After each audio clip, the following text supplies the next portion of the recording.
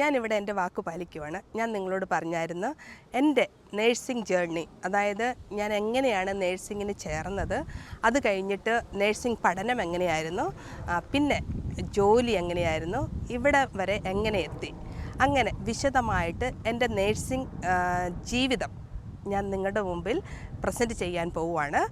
അപ്പം നിങ്ങൾ എന്നോടൊപ്പം വരൂ. നിങ്ങൾക്ക് ഈ വീഡിയോ ഉപകാരപ്രദമാവുമെന്ന് ഞാൻ വിചാരിക്കുന്നു. നേഴ്സാകാൻ ആഗ്രഹമുള്ളവർക്കും നേഴ്സിംഗ് ഫീൽഡിലുള്ളവർക്കും അതുപോലെ തന്നെ ഒരു കുടുംബത്തിൽ എല്ലാവരുടെയും കുടുംബത്തിൽ ഒരംഗമെങ്കിലും നേഴ്സായിരിക്കുമല്ലോ.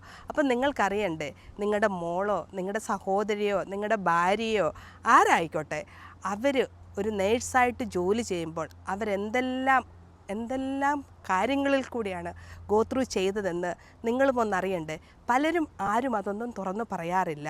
പക്ഷേ ഈ സമയത്ത്, കാരണം ഈ നേഴ്സിങ്ങിൻ്റെ സാലറിയുടെ പ്രശ്നം വന്നപ്പോൾ നമ്മളിൽ എത്ര പേര് ഇവരുടെ കൂടെ നിന്ന്, ഒരുപക്ഷെ നിങ്ങൾക്ക് നേഴ്സുമാരുടെ കഷ്ടപ്പാട് ശരിക്കറിയാഞ്ഞിട്ടായിരിക്കും ആരും കൂടെ നിൽക്കാഞ്ഞത്.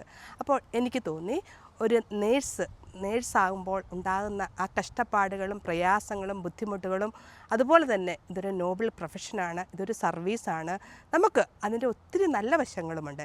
ചീത്ത വശം മാത്രം പറയാനായിട്ടല്ല, നല്ല വശങ്ങളും ചീത്ത വശങ്ങളും നിങ്ങളുമായിട്ട് ഷെയർ ചെയ്യാൻ വേണ്ടി ഞാനൊരു പുതിയ ഒരു പക്തി പോലെ തുടങ്ങുവാണ് എൻ്റെ നേഴ്സിംഗ് യാത്ര. കാണുക, കമൻറ്റ് ചെയ്യുക, ഷെയർ ചെയ്യുക, അഭിപ്രായങ്ങൾ പറയുക. Thank you for watching.